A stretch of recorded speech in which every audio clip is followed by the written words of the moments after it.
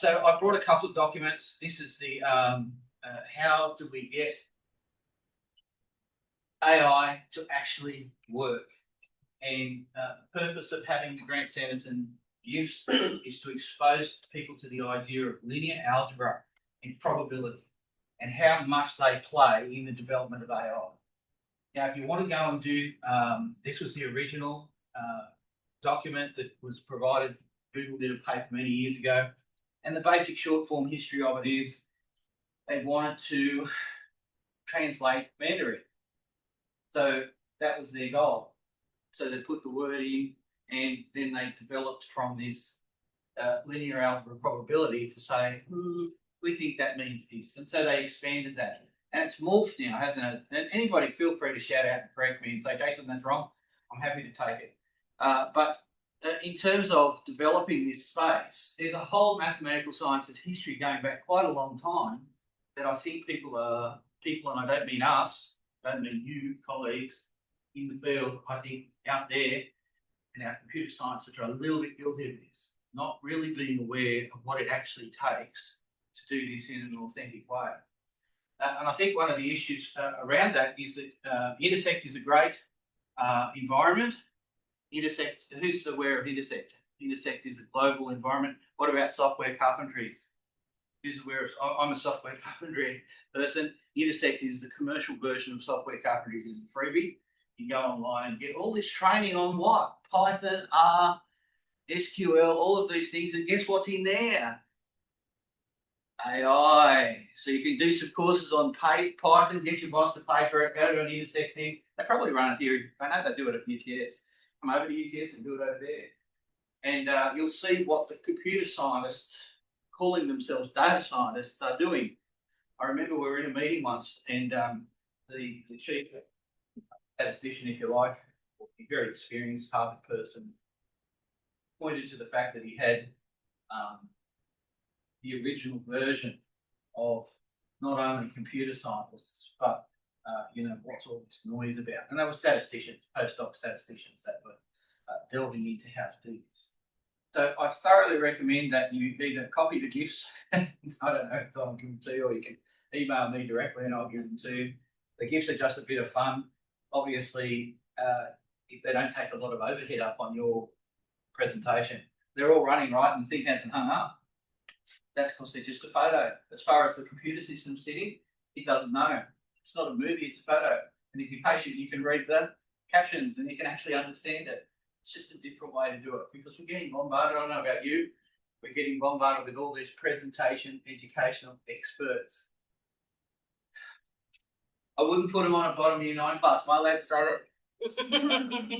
Actually, if you want to be a good teacher, go and teach a bottom year 9 class somewhere because that'll teach you how to teach. And it's a frustration that's ongoing for me. I love so many of my colleagues. They're much better than me. I'm that guy in the room, obviously. And you know what? They're good at the maths. And there's only a few of them, a sprinkle of them, that are actually really good at presentations and teaching. The others, they won't listen. They don't listen. So that's an ongoing tension.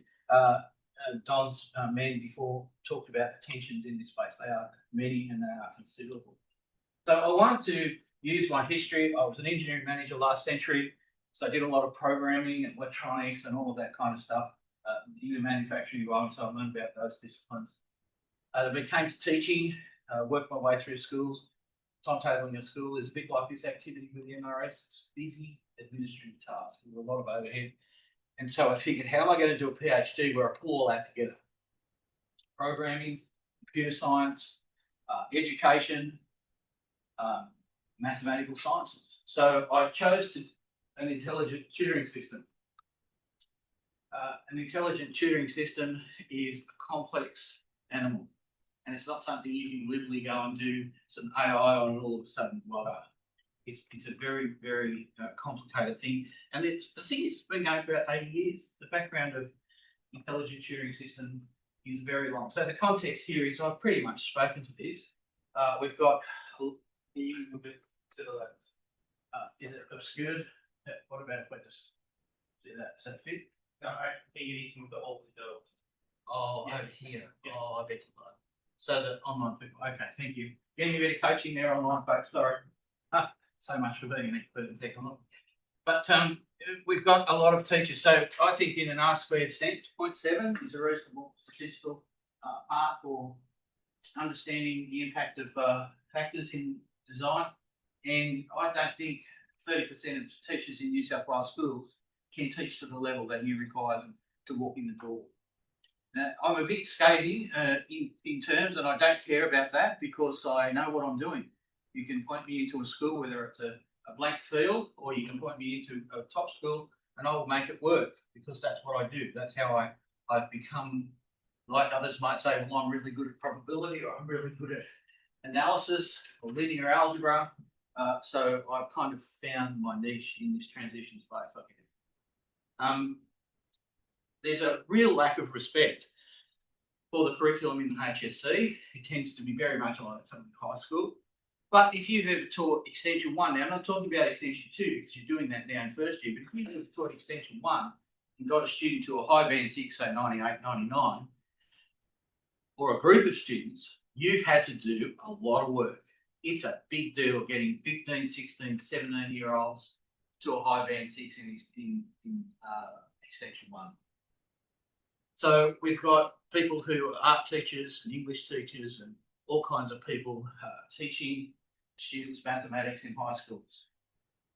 So is it any wonder that fast forward in the time 14 years I've been at UTS, there's ever increasing amounts of standard mathematics students coming in to engineering and science.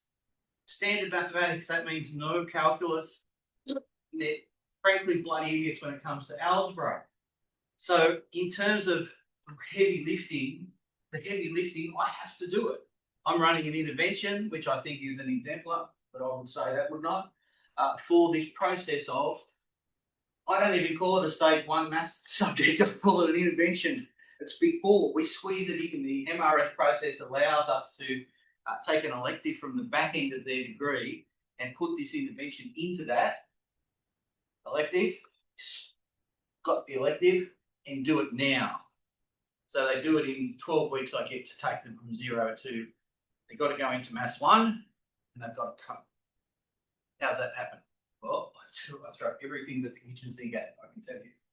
But I'm passionate about it. That's what I do. So I'm happy to take that challenge on while I'm still alive. Then they'll do Maths 2 in summer. So their programming first year hasn't actually been doctored. It hasn't been messed with. So they can get to the end of first year having been a standard student and they survive.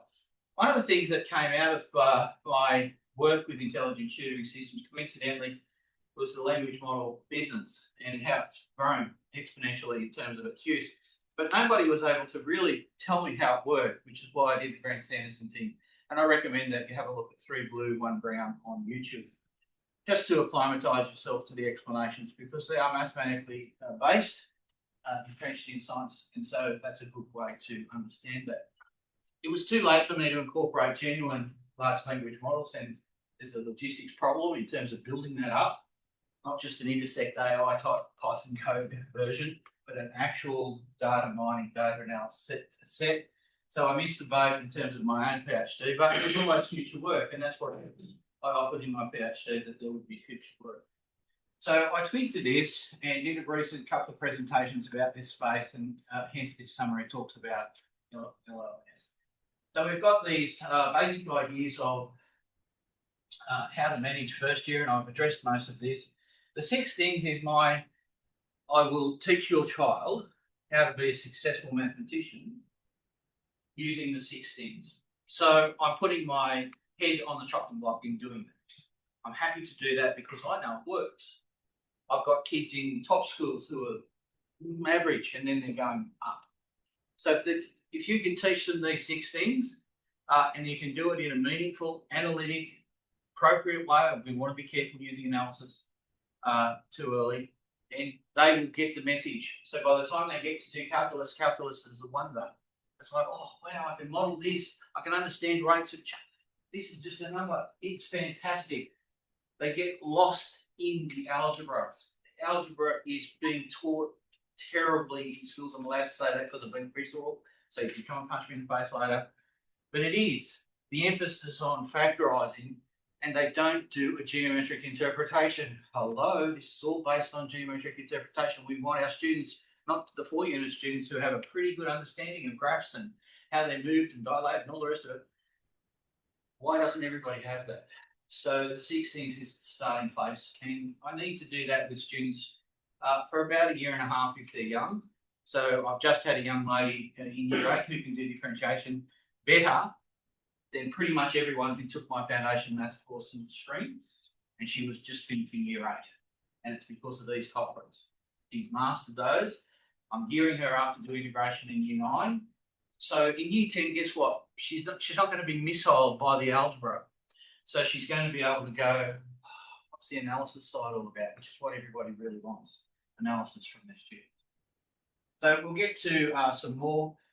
After the war, there was a great deal of work done on ITS in the US mainly, returning people from war had to be retrained. So there's a whole field, SQL ITS, how to fly a plane ITSs. There's medical ITS. Now it's growing a little bit. There's physics, chemistry, mathematics ITS. Mathematics in its form has been in middle school, so it's been algebraic, hasn't really touched on the calculus.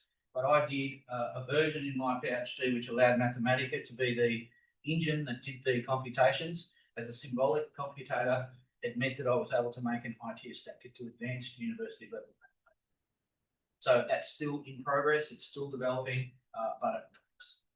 So I did some samples and got results and did a comparative study between groups, and I was statistically able to show that it made a difference.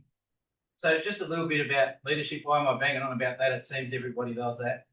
I think in New South Wales, there's a 100-year-old tradition now where the heads of maths and the curriculum people, head of curriculum in particular, they may not have maths qualifications like you have. They may have done an education degree in mathematics, or they may have done an undergraduate in mathematics and then did an MTech, but they're nowhere near your level. And yet they're deciding the future of all of our young, am I allowed to say brothers and sisters in the state? And you know what they use? Not mathematical sciences like you guys do. They use their professional judgment. When are we going to stop grading kids in school? Okay, there's a can of worms.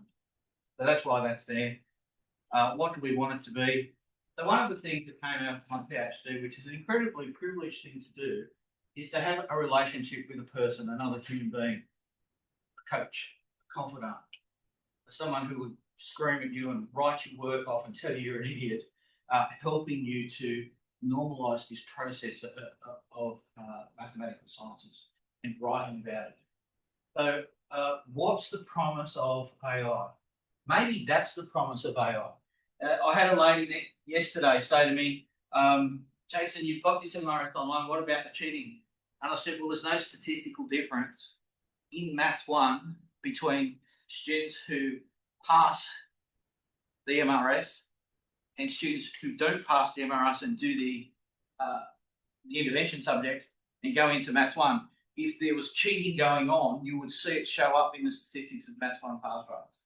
It just doesn't happen. So why? Because we know at this level, at the Extension 1 Maths level, they can't do it. Some of the teachers can't do it. So is it just relax? My colleagues at UTS, some of them, I love them, but bang on about this cheating thing. We know that it goes on, but they're not helping themselves. So when I ask for assessments from students, I ask them to be authentic, just you on your own. I know it's a risk, but statistically, I don't feel I'm being found out in doing that. So how do we get, is it really a bad thing if they go to Wolfram Alpha and check a few things? What are they doing? They're learning. What happens with your PhD supervisor? I learned from day one, 8 years it took me to get one head explosion. But I learned every time we met and every time we talk. Would you want your son and daughter to have a confidence that powerful in the mathematical sciences? So that's what I'm suggesting.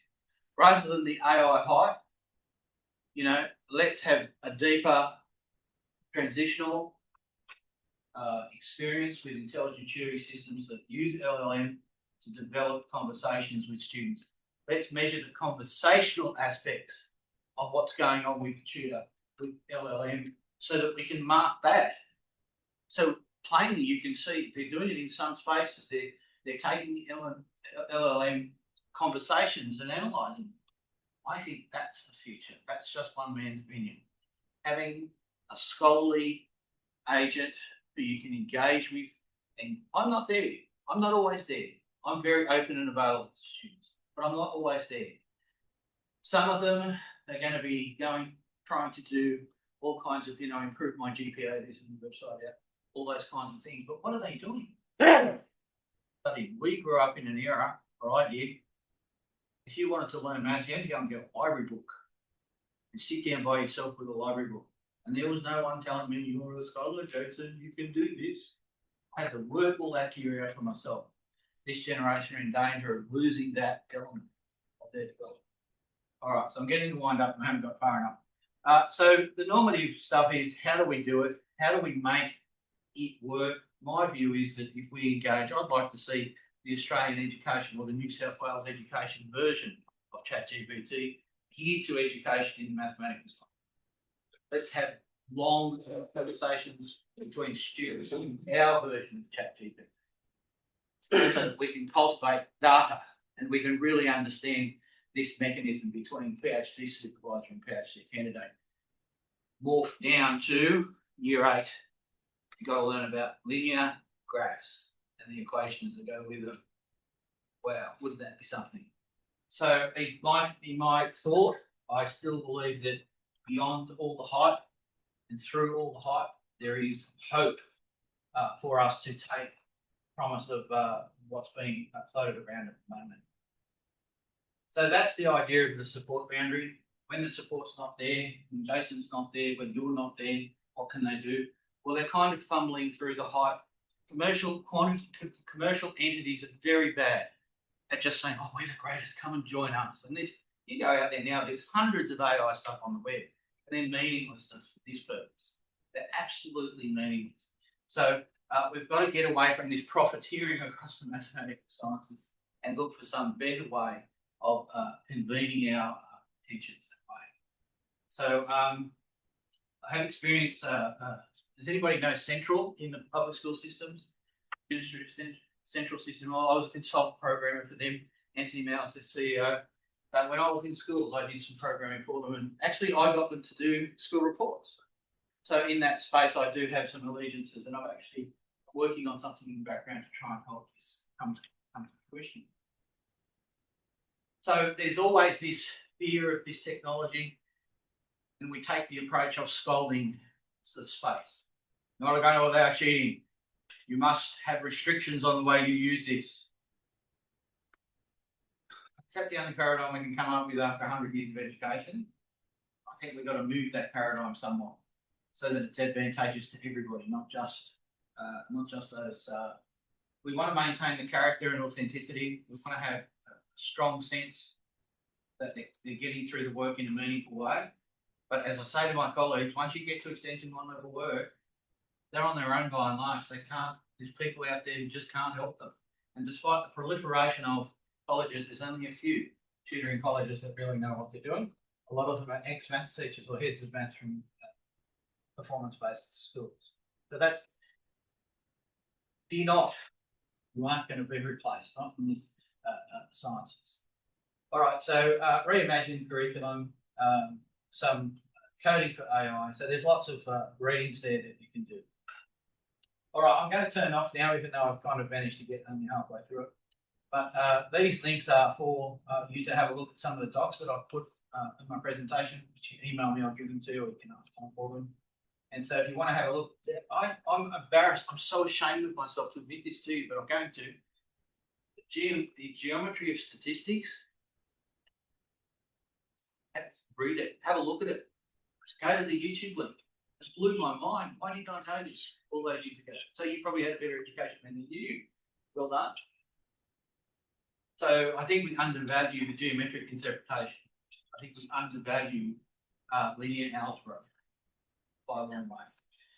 So in practice, there's lots of work that's been done with those. So I think what I'll do is I'll just scroll to the end here, and I can leave that for you to look through. These are just some examples of the history of development of language models and word representations in the vector space, which is really what the math sciences is needing, not just a few lines of Python code. That's not the case. So if we go to the vector space, and there's been writing about that. I think I'll pause there, Don. I think I've been okay. Good boy. Very good.